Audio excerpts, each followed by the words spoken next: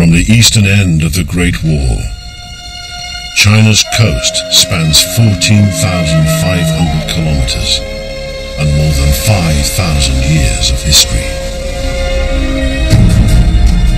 This is the area which shows the greatest contrast between China's past and its future.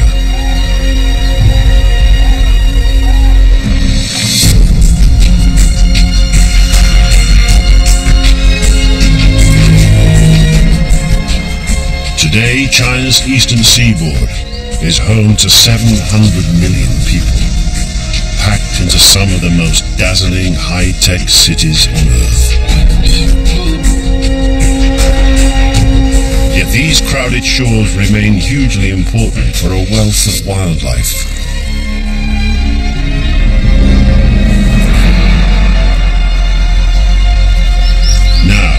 As ancient traditions mingle with new aspirations, is there any room at all for wildlife on China's crowded shores?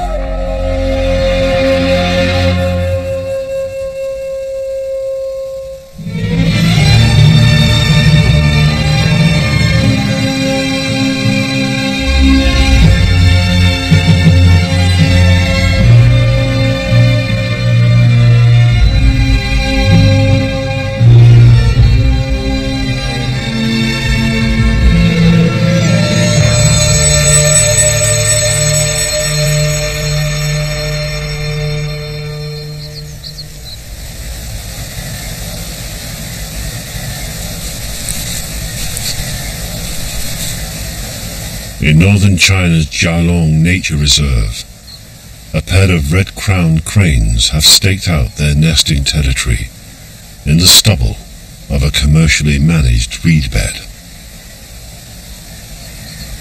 For centuries, cranes have been revered in China as symbols of longevity. Their statues were placed next to the emperor's throne.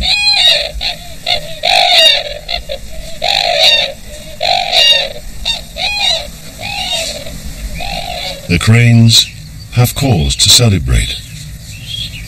This chick is a sign of hope in difficult times. Red-crowned cranes are one of the world's most endangered species. Over the last century, China has lost nearly half of its coastal wetlands, and most of what remains is managed for the benefit of people, not wildlife. A few months from now, this chick and its parents will face a long migration south to escape the harsh northern winter.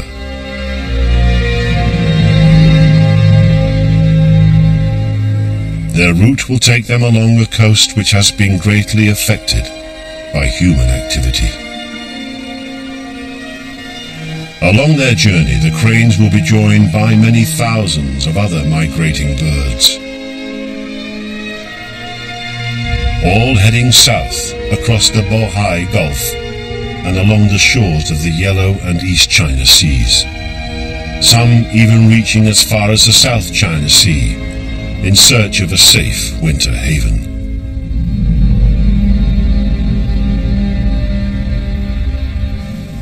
The annual bird migration has been going on for thousands of years. Here at Mount Jinping on China's northeast coast, there is surprising evidence that people have lived here almost as long.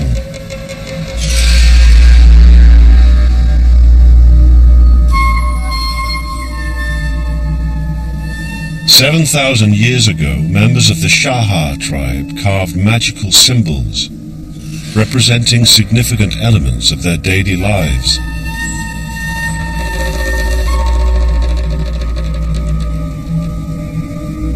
The petroglyphs show wheat sheaves connected by lines to human figures, the first known recordings of cultivation in China.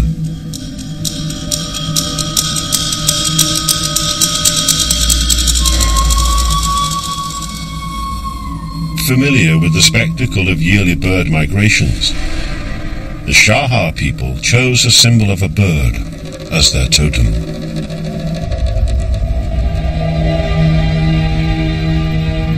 Mount Jinping lies near the Shandong Peninsula, an important wintering site for migrant birds. And even today there are still communities along this coastline who retain a special affinity with their local bird life.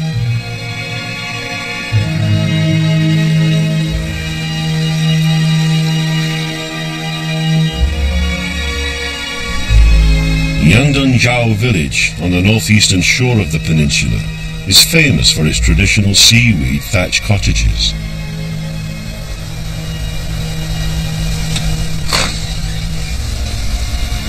On a chilly morning in early spring, Mr. and Mrs. Chu venture out at first light, armed with the traditional seaside accessories of bucket and spade.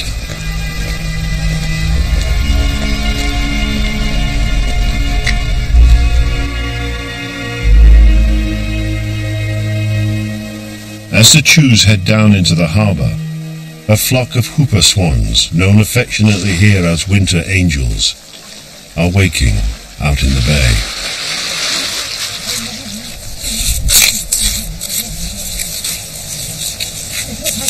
The Chus and their neighbours search for tube holes in the mud at low tide, the sign of cockles and razor shells hidden deep below.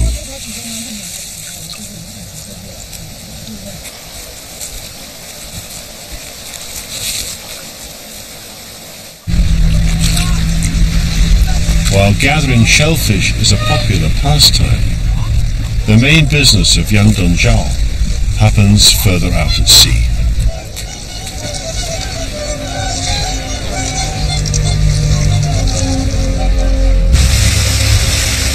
As the boat set out, with Mr. Chu on board, the swans set a parallel course.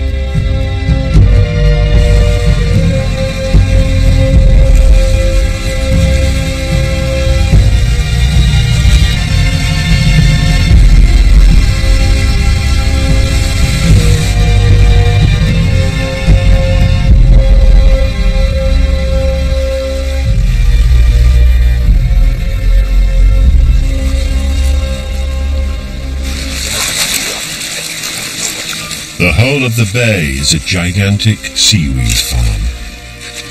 The men work all day cleaning and tending the kelp fronds that are grown on ropes linked to a vast armada of buoys.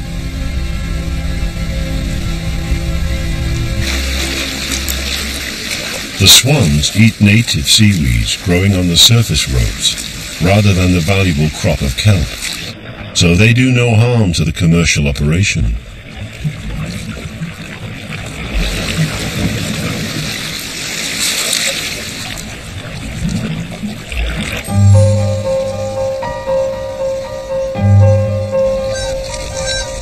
In the afternoon, as the wind picks up out at sea, the workers and swans return to shore.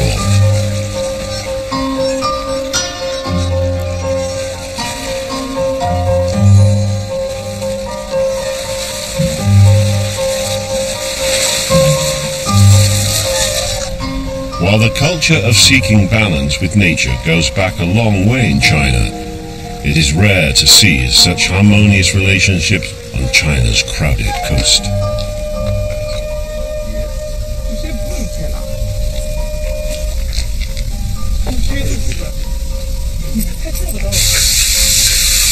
As evening draws on, the Chu family prepare their evening meal of cockles, steamed bread, and seaweed.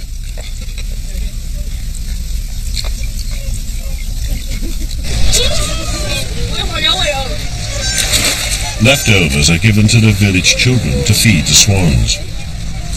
It's fun for the kids and provides an extra energy boost for the birds as they face another cold night.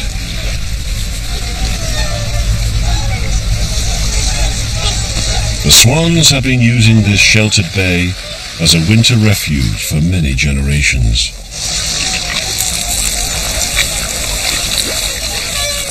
As long as the tradition of respect for nature persists, this remarkable association between the Yandunjiao community and their winter angels looks set to continue.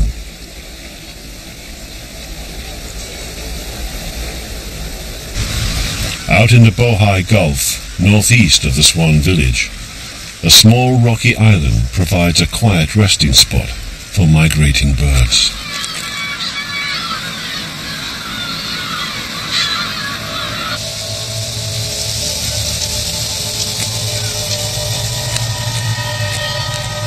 But Sherdar Island has hidden dangers. Pallas pit vipers, trapped here 6,000 years ago by rising sea levels, have evolved a sinister lifestyle. For 10 months of the year there is nothing substantial to eat on the island, so the reptiles conserve their energy by barely moving at all.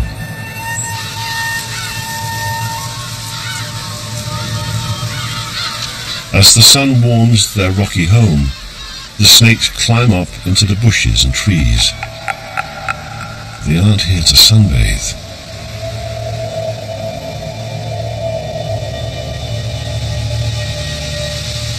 More and more vipers appear until virtually every perch where a bird might land has been booby-trapped. Then the waiting game begins. The serpent's camouflage is remarkable, but so are the bird's reactions, as this high-speed shot reveals.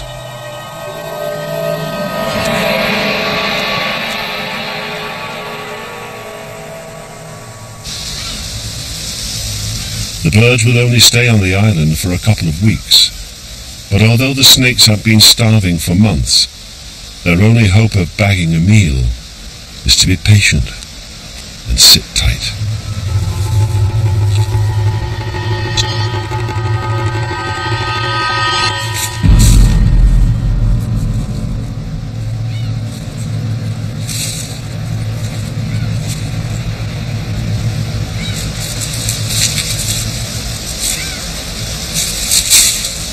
The slightest miscalculation and the snake is left with a mouthful of feathers.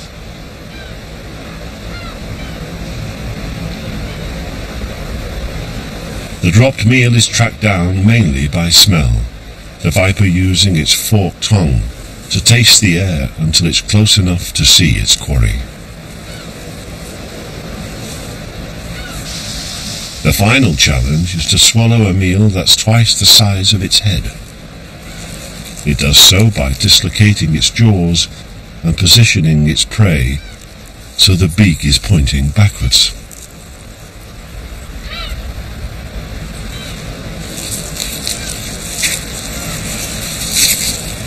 For the reptiles, this time of plenty is all too brief.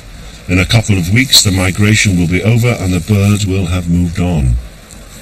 This could be the snake's last meal for 6 months. But it isn't just islands that experience cycles of feast and famine. The sea too has its seasons, a fact well known to fishing communities along the neighbouring coasts.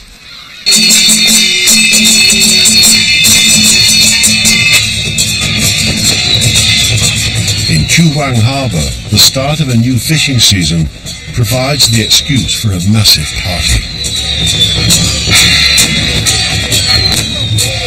But for boat owner Mr. Zhao, it's a day of prayer, as well as celebration. Zhao hopes that by presenting gifts and showing respect to the sea goddess, he can help ensure a prosperous and safe year ahead for him and his crew.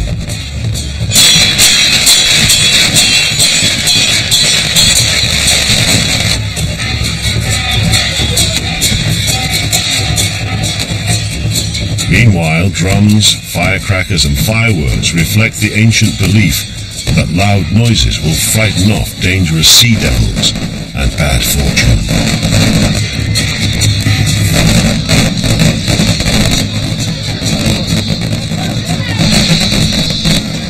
Occupying center stage is a representation of the sea dragon, mythical ruler of water and weather.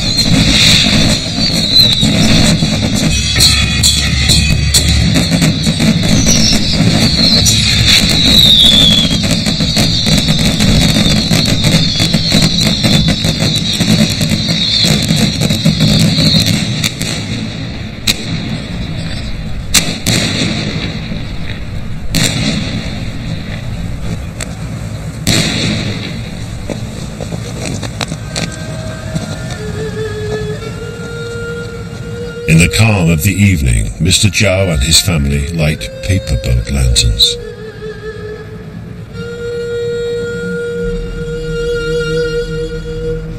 Each flickering flame carries a wish to the sea goddess, a tradition passed on from parents to children over countless generations.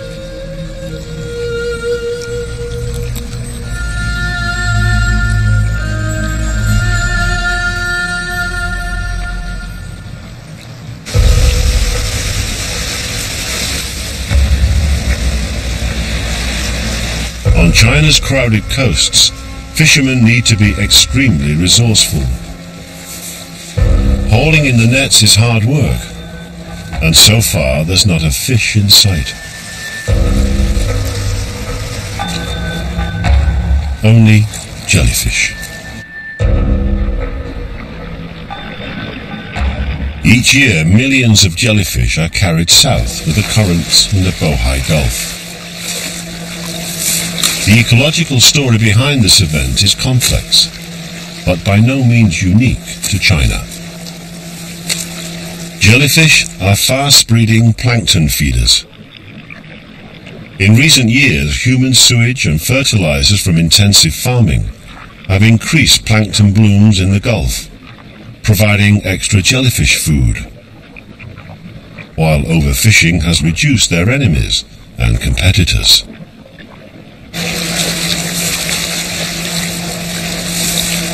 It's a phenomenon that has become increasingly widespread across the world's seas.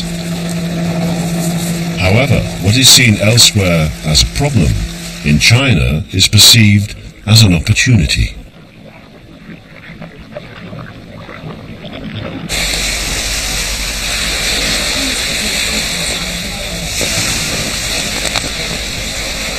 Back on shore, mule carts transport the jellyfish to nearby warehouses, where they will be processed and sold as food all over China.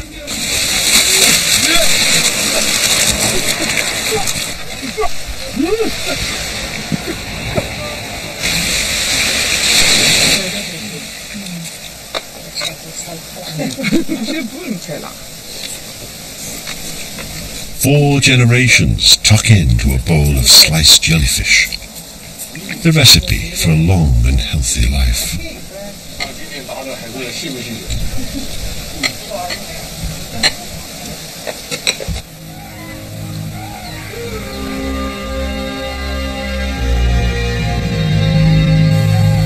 Leaving the Bohai Gulf behind, migrating cranes, spoonbills and ducks are joined by other birds, all heading south in search of a safe winter haven.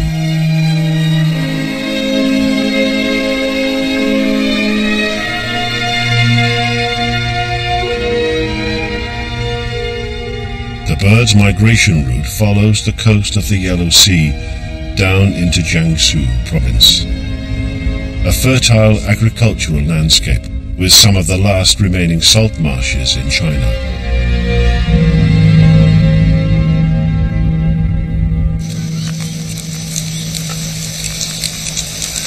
At Dafeng, a small salt marsh reserve is home to an animal which is lucky to be alive.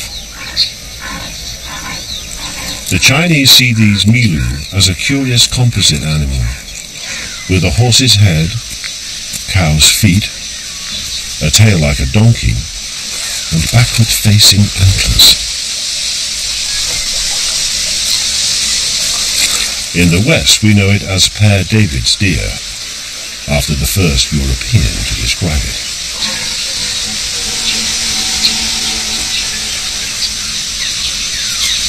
During the rut, stags decorate themselves with garlands of vegetation collected in their antlers.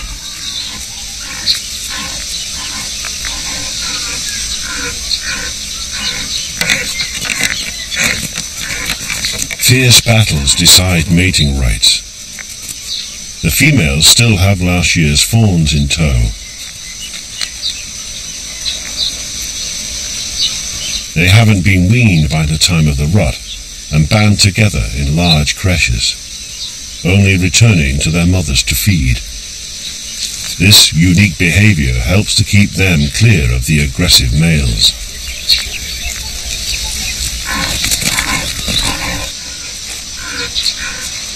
Today, there are just 2,500 Milu in China.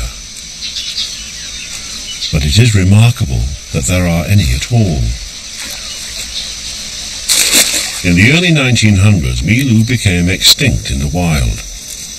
But luckily, some of the imperial herd had been sent as a gift to Europe. Those at Woburn Abbey in England prospered, and in the early 1980s 40 of the deer were returned to their homeland, where they continue to thrive.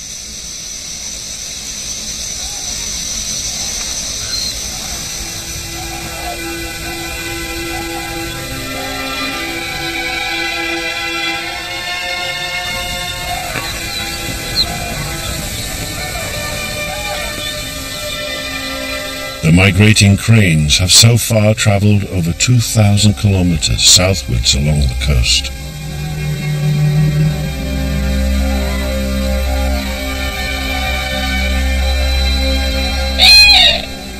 Passing the Milu Deer Reserve at Dafeng, they are approaching another salt marsh, which will provide the perfect conditions for them to spend the winter.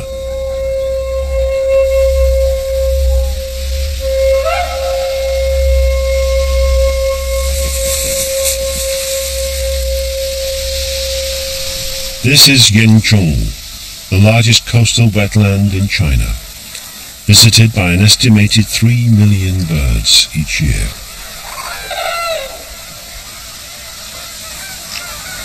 Crane chicks that were only born 7 months ago have now completed the first leg of a round trip which they will repeat every year.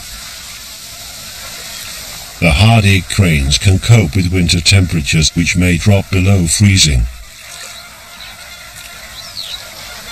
However, other migrating birds like the endangered black-faced spoonbill are less cold tolerant and will continue even further south in search of warmer climes.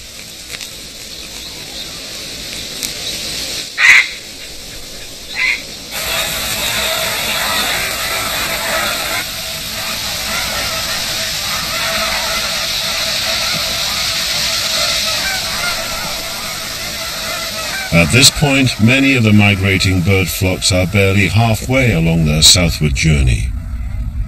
Ahead of them lies a new challenge: China's greatest river, the Yangtze, and the venue for a very different kind of migration.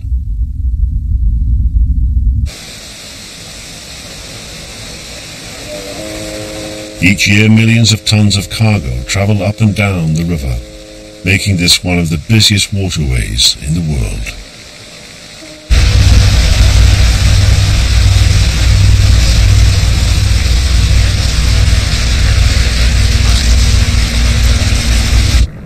These are Chinese mitten crabs, named for their strange hairy claws.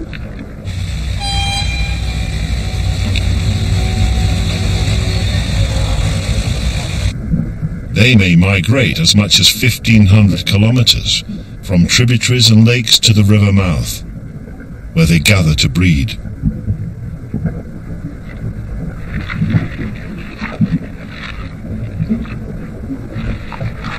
A similar migration is made by the giant Yangtze sturgeon, which can reach 4 meters long and weigh half a ton. In recent years, its numbers have declined dramatically, as its migration is impeded by ever more river dams. But it isn't just animals like the sturgeon that are in trouble. The entire Yangtze River ecosystem is being poisoned. In spite of being the subject of an ambitious clean-up plan, today the river is reckoned to be the biggest single source of pollution entering the Pacific Ocean.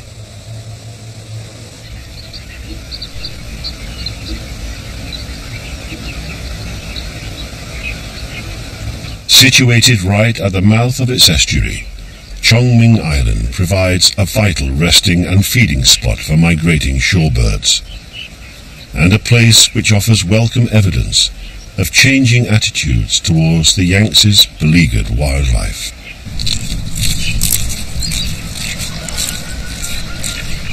For centuries, these coastal mudflats have attracted hunters like Mr. Jin, who have honed their trapping skills to perfection to put rare birds on the tables of Shanghai's elite.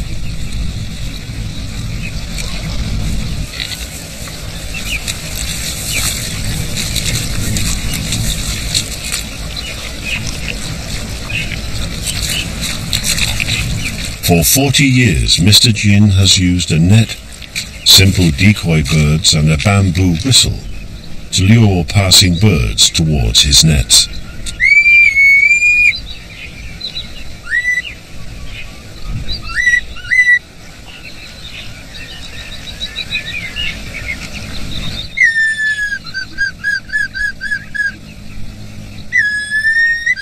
It takes both patience and consummate skill.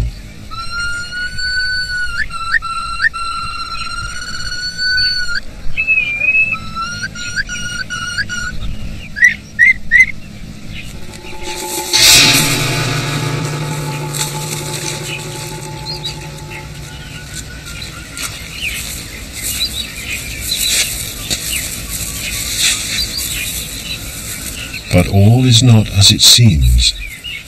Mr. Jin, like many of the best conservationists, is poacher turned gamekeeper, using his hunting skills to benefit his old quarry.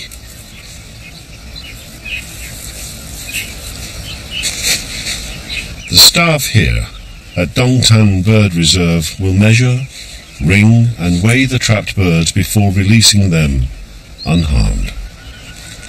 The information gathered by Mr. Jin and his colleagues helps to protect over 200 different species of birds which visit the island each year.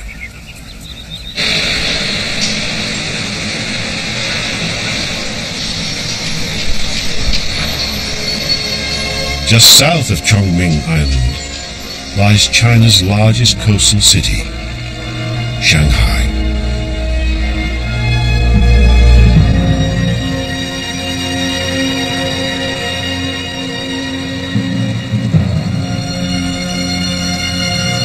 Situated on a major migration route for birds as well as river life, Shanghai is now preparing for an even bigger invasion. Barges loaded with building materials constantly arrive in the city's docks, feeding one of the greatest construction booms in the world. Last year, half the world's concrete was poured into China's cities, all in preparation for the biggest mass migration of people in the history of the world.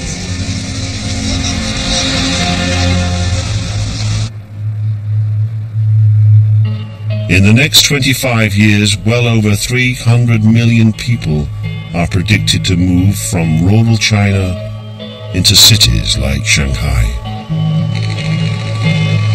The migration of people from country to city is being mirrored around the world, and by 2010, over half of the world's population will be urban dwellers.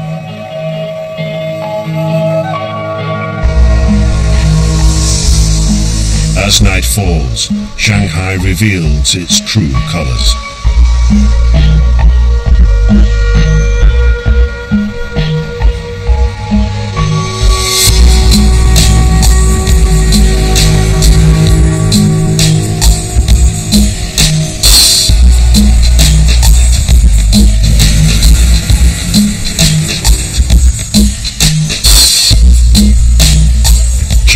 Fastest growing financial center is in the midst of a massive boom.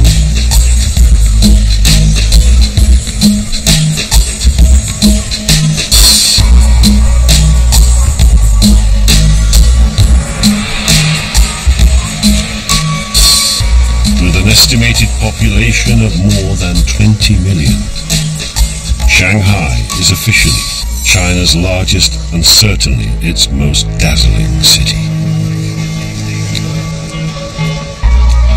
But there is an environmental cost. Shanghai residents now use 2.5 times more power per head than their rural cousins.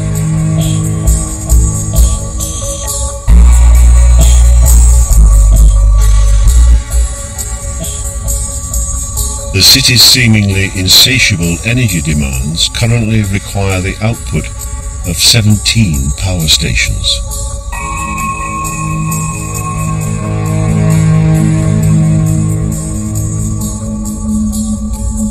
South of Shanghai, the city lights gradually fade as we enter an ancient world.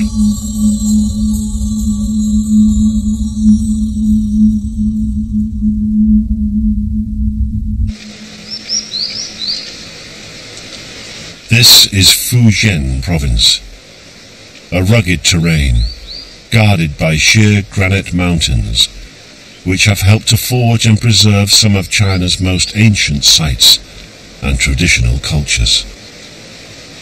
Towering above the coast, the 1,400-meter-high Tai Miao Mountains are known to the Chinese as fairyland on the sea.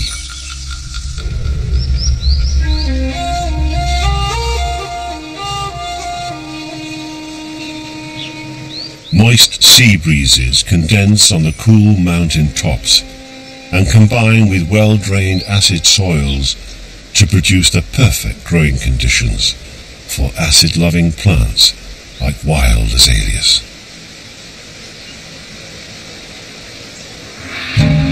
It's also home to camellias, including the most famous of all, the tea plant. Similar growing conditions all along the Fujian coast make this the treasure chest for China's tea, the heart of an industry dating back almost 4,000 years. One of the most traditional tea-growing cultures in the area is that of the Kujia people.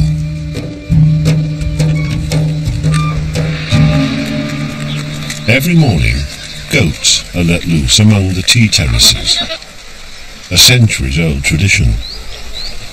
This might seem surprising given goats' reputation for eating anything green. But tea isn't as defenseless as it looks. Tea leaves are loaded with bitter chemicals designed to repel browsing animals.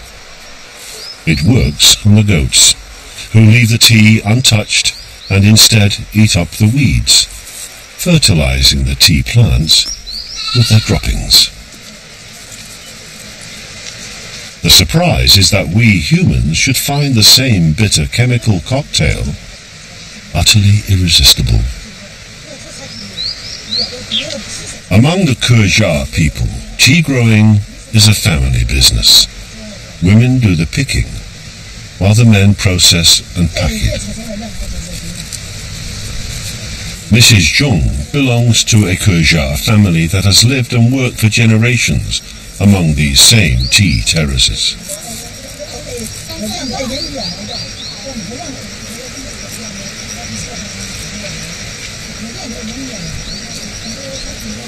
The finest tea needs to be gathered quickly in warm sunshine, as this brings out the flavor-enhancing oils inside the leaves.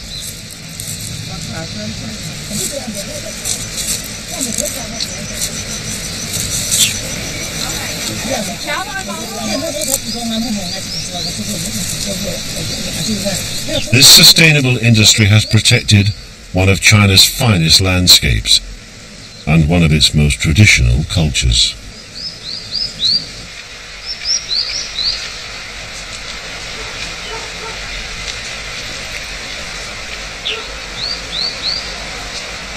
At the end of the morning's picking, Mrs. Zhong returns home to drop off her tea, ready for processing.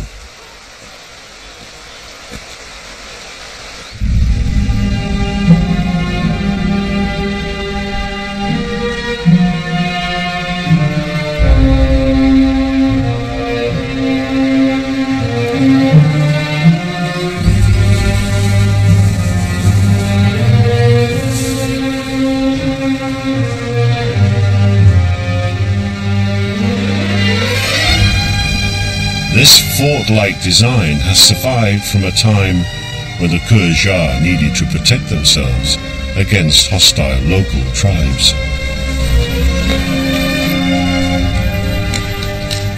Each house has 3 or 4 levels, designed to accommodate 50 to 250 people. The ground floor houses the kitchens and animal stock, with access to a well for water. The first floor rooms are used for storage, and the upper floors are bedrooms.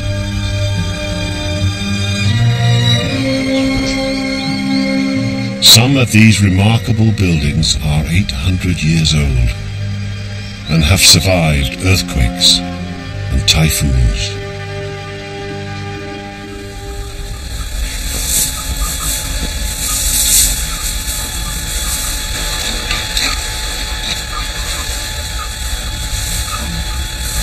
Once enough tea has been gathered in, the processing begins. Turning green leaves into saleable tea involves at least 8 different stages, including drying, bruising, sifting, squeezing and twisting, before the finished product is finally ready for packing.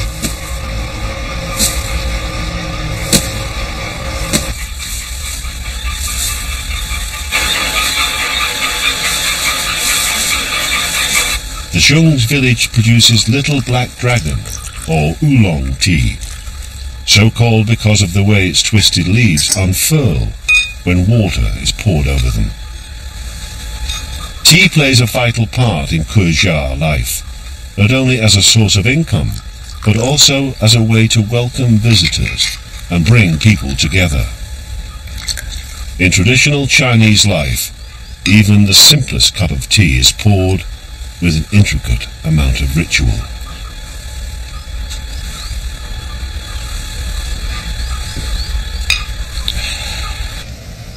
In the past, the Kurja people's other main income came from transporting goods like tea across the treacherous topography of mountains and river estuaries.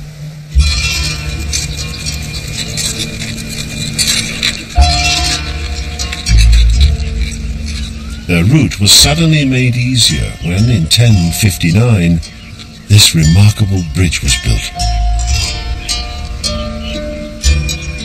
Made from massive 10-ton slabs of granite, it is one of China's lesser-known architectural gems.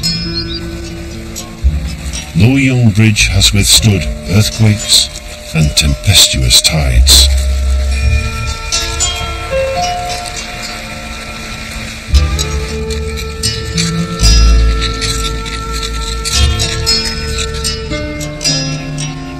Known as 10,000 ships launching, the bridge's 46 piers have withstood time and tide for almost a millennium.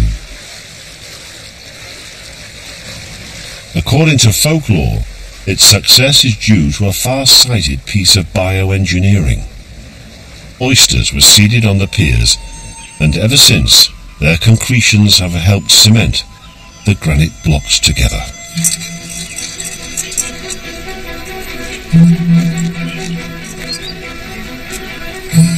Today, oysters are still cultivated here, in the traditional way by Huyan women. Stones are stood in the mud flats below the bridge to encourage the oysters to grow.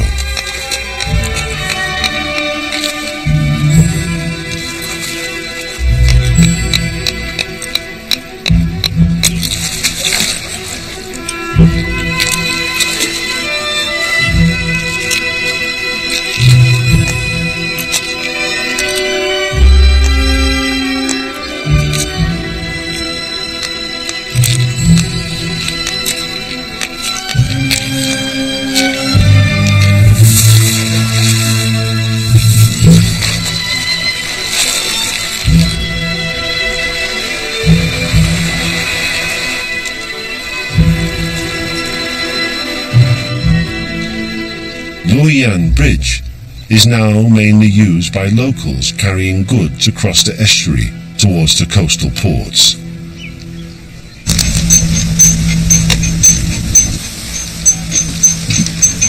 For more than 2,000 years, coastal trade in China has depended on a remarkable and pioneering type of ship, known to us as the junk.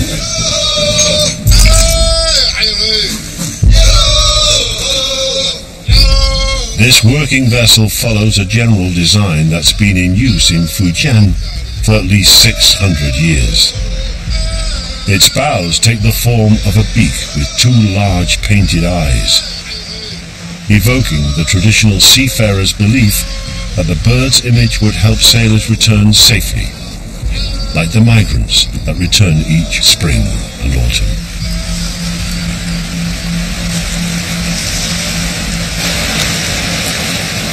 Tea and other goods were stored in strong bulkheads, each waterproofed and separated from the next to minimize flood damage.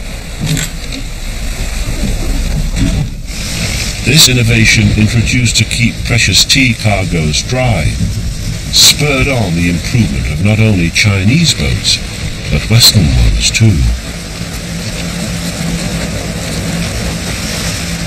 The distinctive rigging of the junk sails allows easy handling in bad weather, essential along this storm-battered coast. Each year from July to November, up to a dozen typhoons, a corruption of the Chinese word for great wind, head northwest towards China. Typhoons are becoming more frequent as sea temperatures rise, aided by a global increase in greenhouse gases such as carbon dioxide.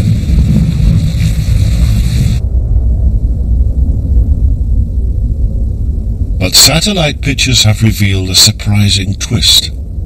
It seems that typhoons can pull deep, nutrient-rich seawater up to the surface, causing plankton blooms which, in turn, soak up large quantities of carbon dioxide.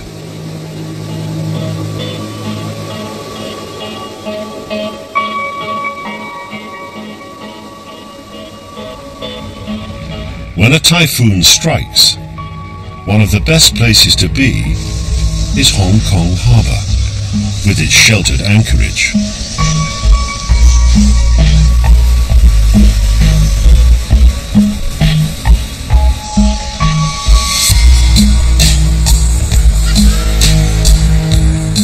A centre of international trade, the city is famous for its jumble of skyscrapers and its bustling commercial centre. But there's a side to Hong Kong that's less well known.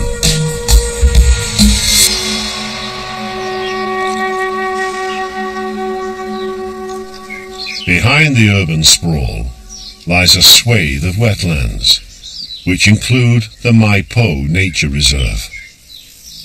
Managed principally for the benefit of migrating birds, the reserve maintains a series of traditional prawn farms known as gay ways, and their adjoining mangroves and mudflats. Every 2 weeks from November to March, one of the gay ways is drained by opening up the sluice gates.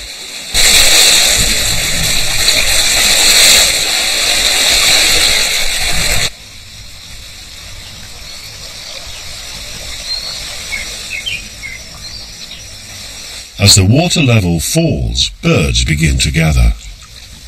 Herons, egrets and cormorants mingle with a far rarer visitor,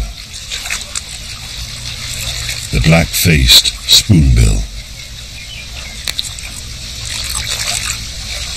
These endangered migrants have travelled the length of the Chinese coastline, from northern China and Korea.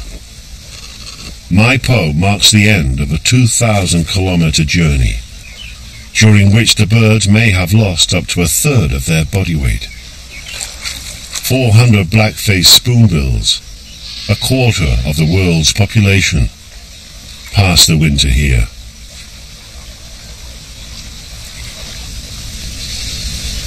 At low water, trapped shrimps and fish become easy prey, a lifesaver for these endangered birds.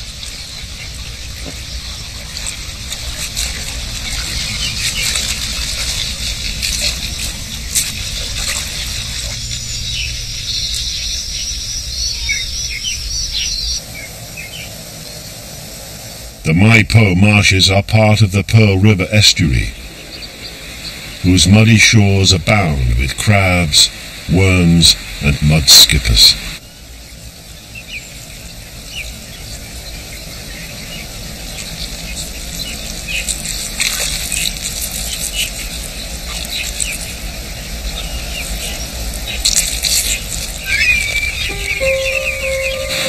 Exposed at low tide, this smorgasbord of mud life attracts both waders and the gay way birds.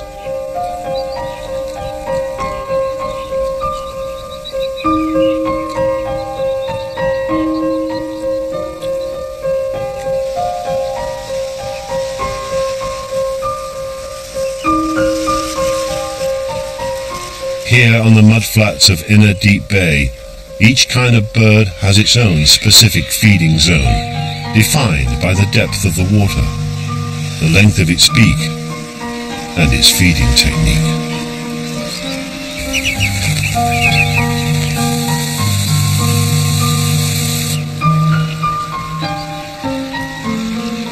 Once refueled, they revel in synchronized aerial displays.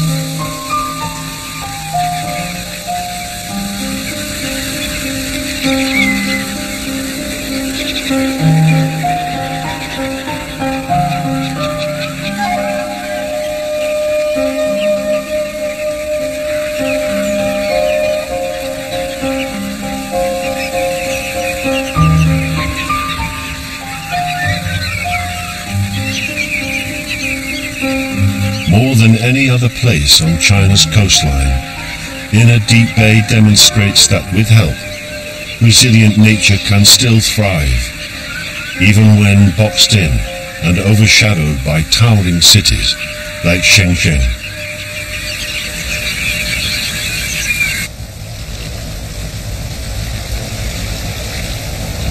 Another successful example of man's intervention on behalf of nature can be glimpsed in the waters around Lantau Island.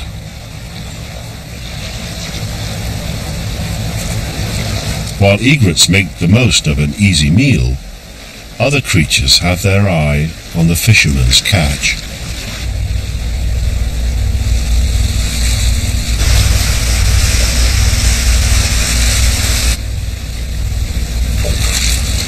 Chinese white dolphins are estuary specialists.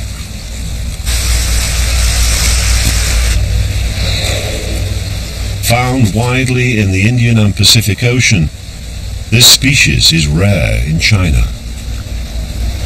The young are born dark grey and become spotted as adolescents, finally turning creamy white as adults, though on some occasions they may blush a delicate shade of pink.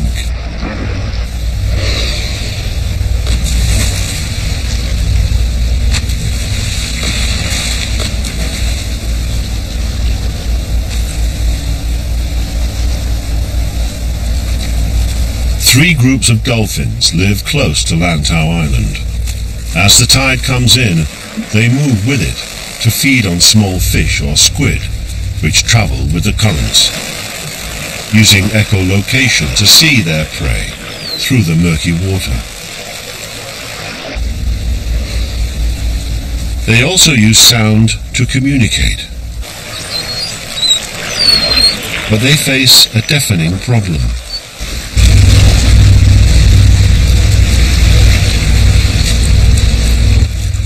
The Pearl Estuary has become one of the busiest shipping channels in China, and the dolphins are constantly bombarded with sound.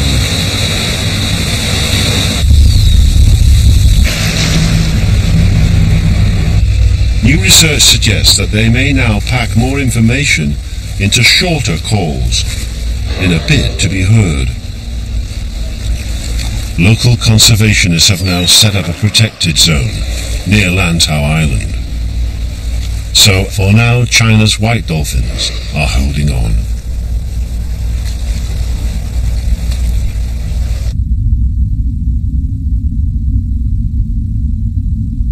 South of Hong Kong lies the South China Sea, studded with more than 200 islands and reefs. Potential reserves of fish, oil and gas make each one strategic, and the whole region has become a political hotspot as territorial disputes simmer between its many neighbouring countries.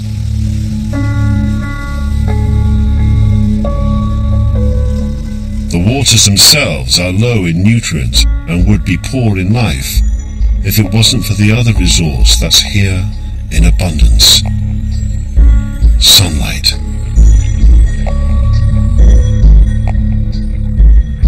In the shallows of the coral atoll, small jellyfish point their tentacles towards the sun.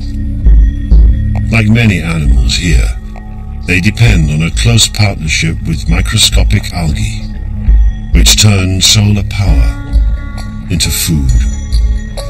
The most famous of these relationships is the reef-forming corals, which provide the foundation of the sea's most dazzling ecosystem.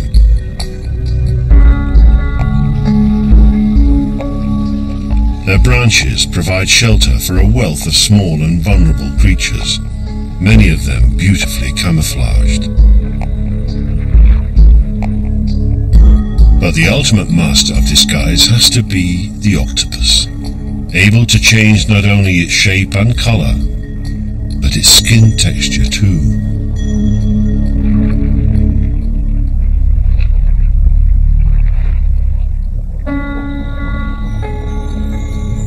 Where the reefs meet deeper waters, upwelling currents carry nutrients to the surface.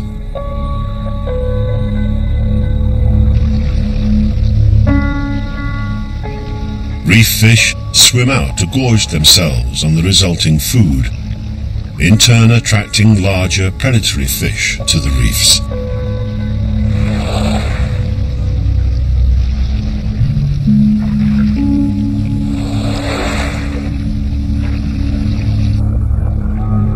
Trevally prowl in dense packs.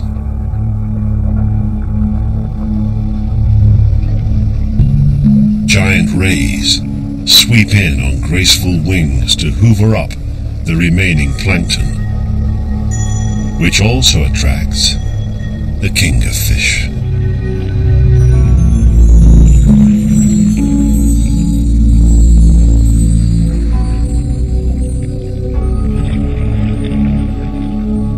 Growing up to 12 meters long, the whale shark is a gentle giant, and these days, a rare sighting.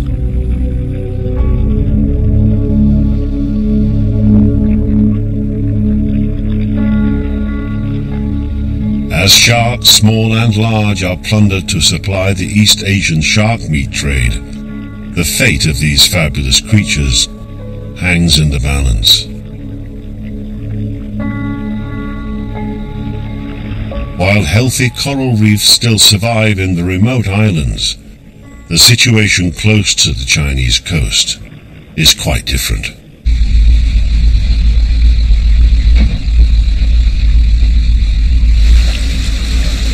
The waters along the shores of Hainan, China's largest tropical island, have been fished for thousands of years.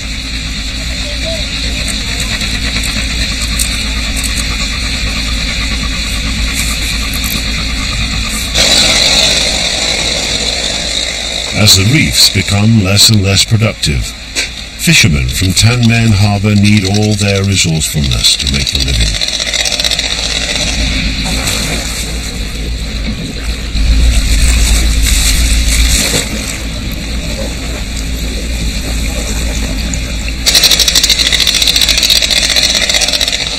Dicing with death, they breathe air pumped through hose pipes in a desperate bid to catch the last remaining sea life.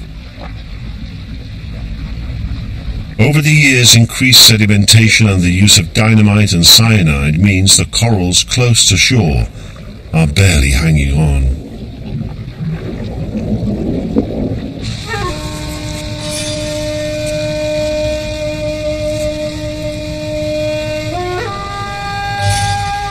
Recently, the government has recognized that regulation is needed if the local fishery is to survive for the future.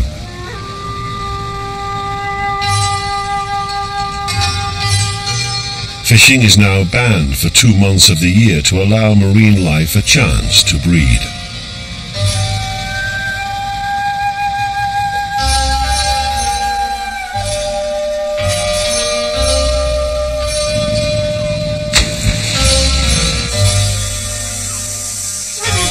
One of the most important tropical habitats for young fish is mangrove swamps. In the last 40 years, 80% of China's mangroves have been destroyed.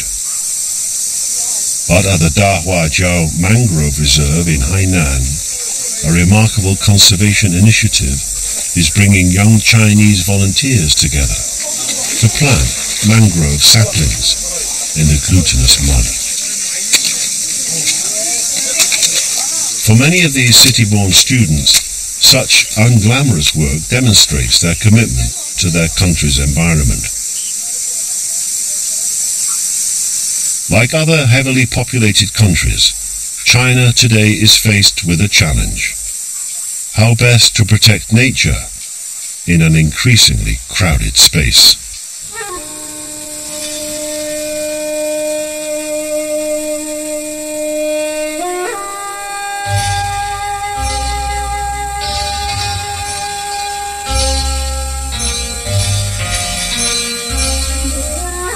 These wild macaques live on a tiny Hainan Island reserve, where they are carefully managed and looked after.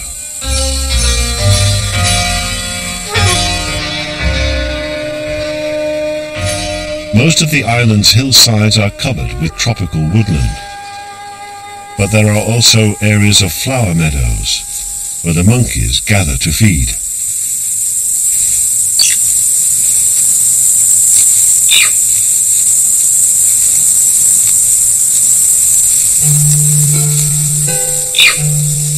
Each morning, as the tropical sun heats their island, the macaques head downhill in search of somewhere cooler. And what could be more refreshing than a dip in the pool?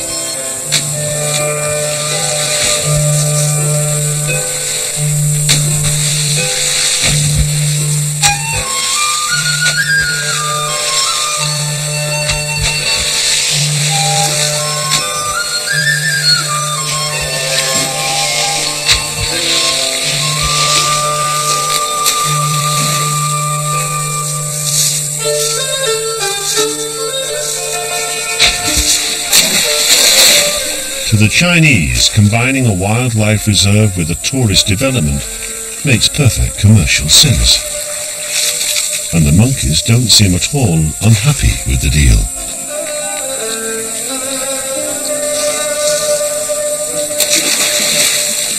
The question is, where to draw the line?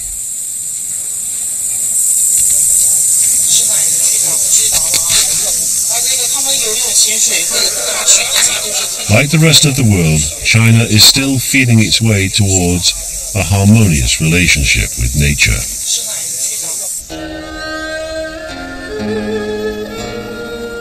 "600 years ago, the people who lived here carved this calligraphy in the rocks, announcing it to be the end of the world."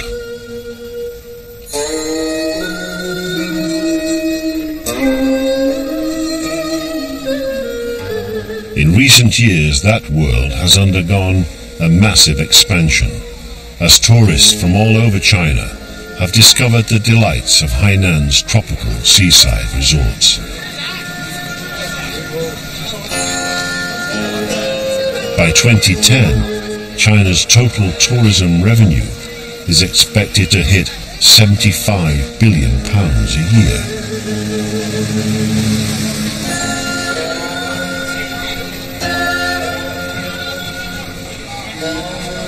While insensitive development could destroy China's natural environment, well-managed eco-tourism could provide huge benefits for China's wildlife. The issues that face China today, increasing pressure on resources and living space and quality of environment, are those that face us all.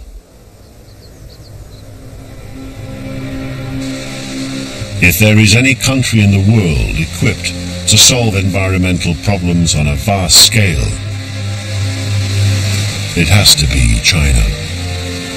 With its tremendous human resources and powerful political control, the path it chooses will affect not just its own people and its natural environment, but the rest of the world too.